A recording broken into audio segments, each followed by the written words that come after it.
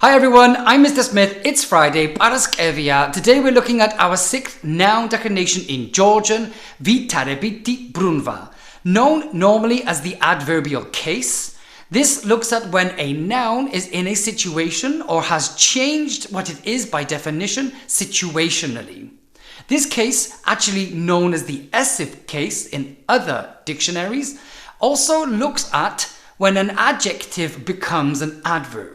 And so today's tutorial, we're going to be looking at the situational changes of nouns and also at the end, the adverbial changes of adjectives. So if you're ready, let's go.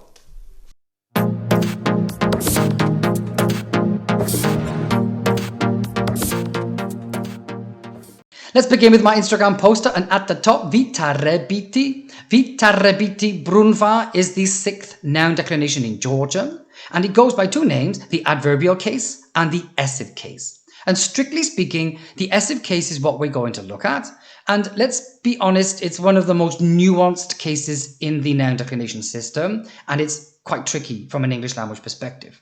But the essive case, Vitarebiti brunva, looks at how changeable situational things are expressed in their newest form. So let's look at this man. He is dressed as a fisherman. Indeed, he's working as a fisherman. That doesn't mean that he will always be a fisherman. It also highlights at some stage in his life he wasn't a fisherman. And so the price of the fish can change too. He's selling the fish for 5 lari. But last week he sold them for 6. And so we're going to be using a past narrative to say that when he was a fisherman, when he worked as a fisherman, he sold fish for 5 lari. Rotsa metevze-d mushaobda. Tevs lar-ad qidda. Qidda means he sold. What did he sell? Tevs, yeah? This is our direct object of the verb. He is selling, or in this case, he sold. Qidda, Tevs. For how much? lar-ad.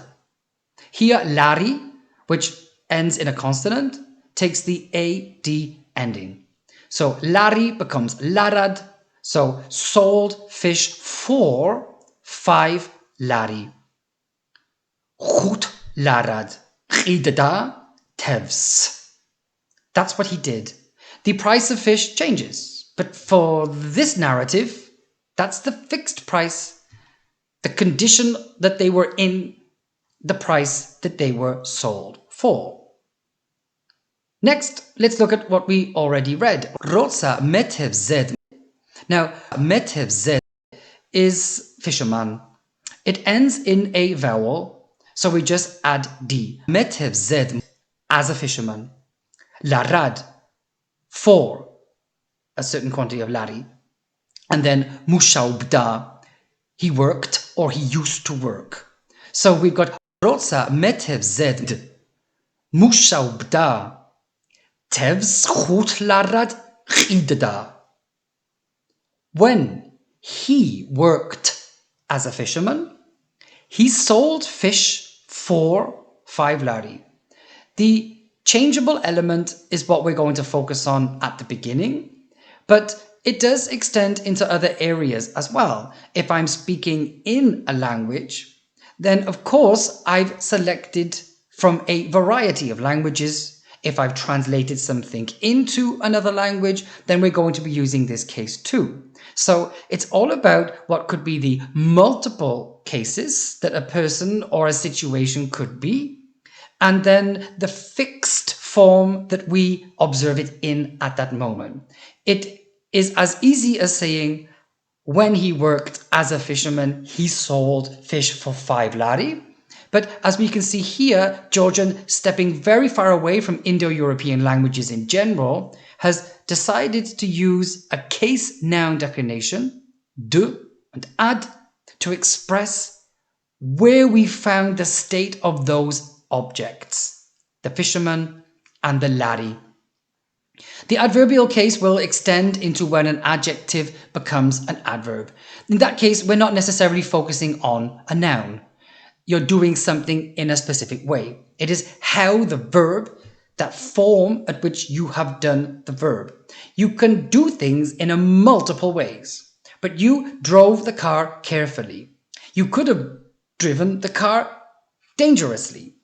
And so here we've got the options, and so where they actually blend is that the condition at which the verb was done is adverbial, and the situation where the noun exists is essive. Let's take a look at some examples, just to clarify what I'm saying. Slide 1 looks at 3 questions about work, and the first question is about another person. So I'm asking you, what does that person work as? Now, I've written here, as what does he or she work? Because it really mirrors the question, because the question is also in Vitarebiti, brunva, rad mushaobs. Rad mushaobs. As what does he or she work? And you have an answer. Studenti iko akhlaqi masavleblad mushaobs. Studenti iko. He was a student. Akhlaqi masavleblad mushaobs. Now, in contrast, because this ki doesn't always mean yes, it sets up a kind of comparison. Masavleblad mushaobs. And that comparison is rather important, because imagine that we're in the metaverse and you have your little avatar, and then you delete the avatar and you get a new one. That transition from one state of being, from studenti to masavlebeli, is a natural progression in your career. And so this does indeed work very well in Georgian to express your career path or your career trajectory.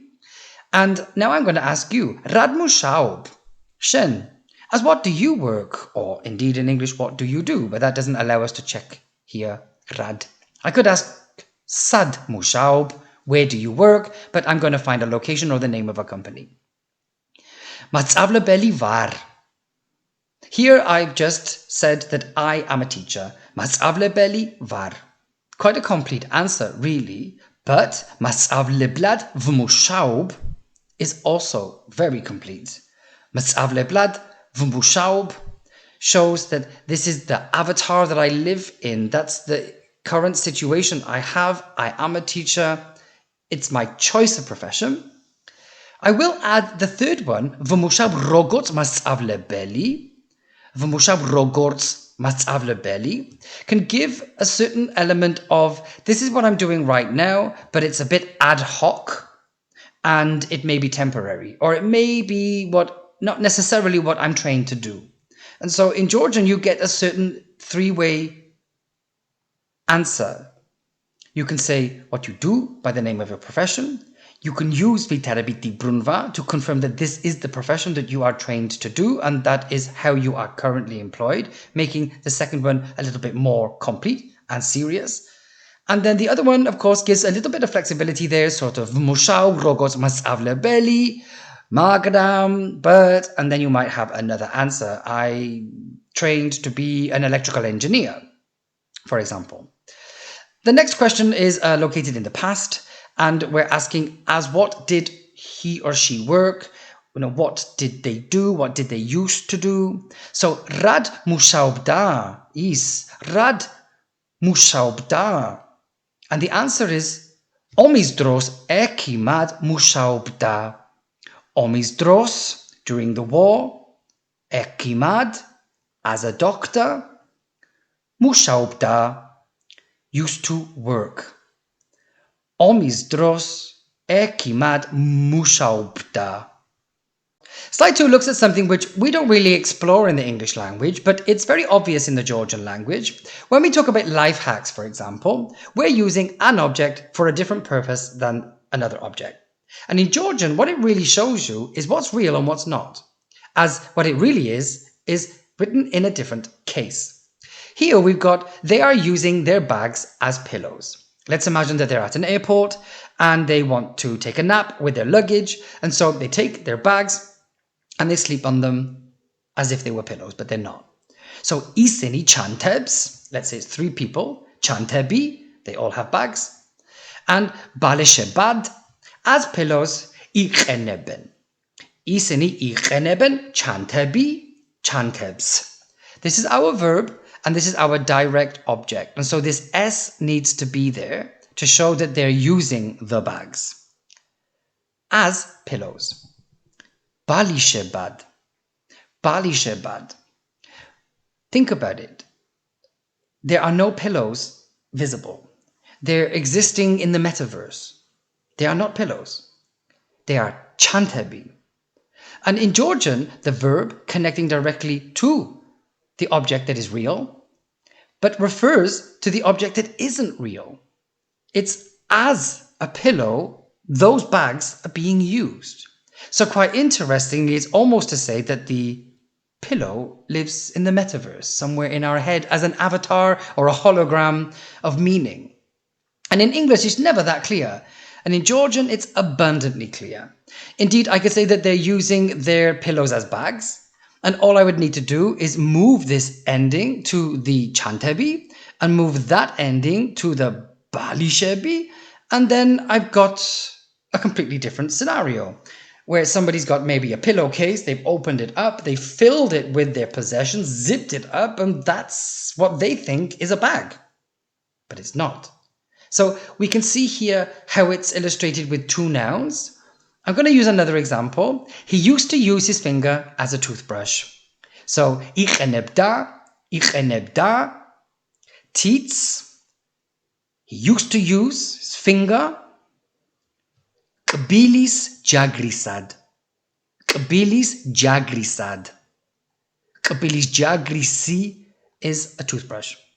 Kbilis jagrisad as a toothbrush. This person always had a finger. This person never had a toothbrush. That toothbrush was never real. But Tits kbilis jagrisad ikhenebda. He used his finger as a toothbrush. What I like about it, like I said, it clearly illustrates what was there, but it definitely illustrates what wasn't there and what it was used as. It never was a toothbrush in sight. The third example uses rogots ise, which doesn't require the Vitarebiti brunva at all. For many people speaking Indo-European languages, we're going to find this one a little bit easier to a certain extent. However, it does take us away from the artistry that we've just learned. So, tit rogos kbilis jagris ise ikhenebda. Tit rogots kbilis jagris ise ikhenebda. He used to use his finger as if it were a toothbrush. We in the English language are under no illusion that this person has no toothbrush. We know that they don't. But this construction allows us to see it a bit more visibly in English, and it is indeed an expression of Georgian grammar too. And it does highlight slide 1, when I said, Me vmushaob rogorts masavlebeli. I'm working as a teacher, as if I were a teacher, but actually I'm not. And so just be aware that this rogorts has a function, but here it is so neat and tidy that it makes much more sense to a Georgian using this case. Slide 3, and now I hope that the first example makes a lot more sense. Rotsa metevze-d mushaobda, Tevs lar-ad qidda. Tevs lar-ad qidda. This is lari in the real world. He didn't sell lari. He sold fish for lari. So one of them is physical, the other one is being referred to. And that's just an exception really when we talk about money, as much as when we talk about work. And so they express really interesting concrete ideas. And frankly speaking, where would we be without money and work? So it's worthwhile learning this particular example and the connection that they have. Another case would be translating a text into Georgian. Ams v'targmani texts kartulad. Me achla ams right now. V'targmani texts kartulad. I'm translating the text into Georgian. Different preposition in English. The text existed in another language before. It's going to exist in a completely different language. It is technically the same material, but it's not. And that's really important when we talk about languages or translating into another language. Here I've got another one. Man puri, samnatzilad, daqo, or gaqo.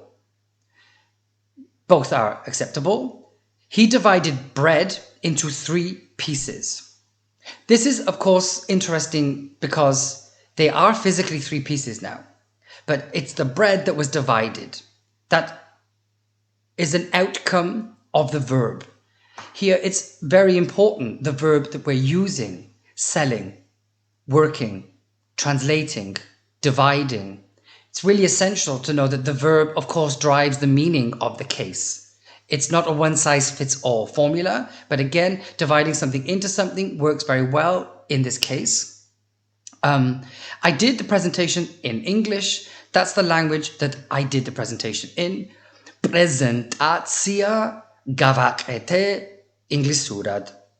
Prezentacja gavaqete Inglissurad. Of course, that's my past tense, and that's the language that I chose to do the presentation in. That's just the prepositions that we use in English: for, as a, into, or in. But I hope with this slide you can see that the verb is driving perhaps more. The more confident we are with verbs, the more they make sense to us in daily dialogue. Another thing, of course, that the example gives us is the rule. If it ends in a vowel, metevze-d, just add a D with all. If it ends with a consonant, lar, from lari, add ad. That's the standard construction for this particular Essive expression of Vitarebiti brunva.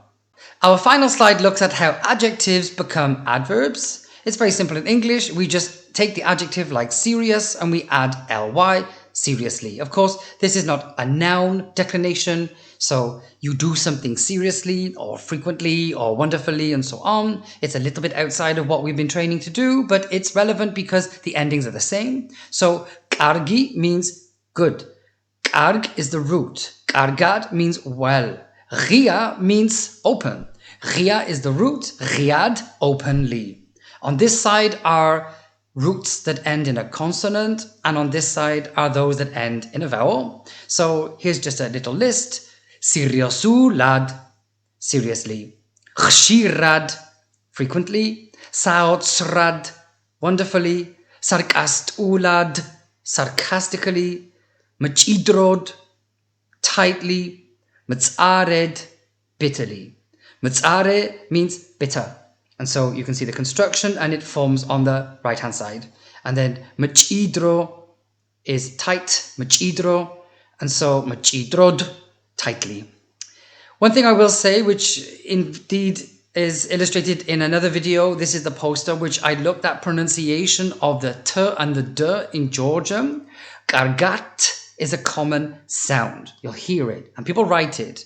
It doesn't mean that there's a new case ending. It's just a common, frequent mistake, but it's very dialectual. Lots of people speak like that. It's not right, but it's okay, if you get what I'm saying. That's it. Those are the 7 noun declinations in Georgian. Next week, we're going to be doing basic arithmetic, adding, subtracting, dividing, and multiplying. You're going to need a previous video that I've done on counting and numbers, just to understand how numbers are constructed in Georgian, just as preparation. So enjoy your weekend, and I'll see you then. Bye.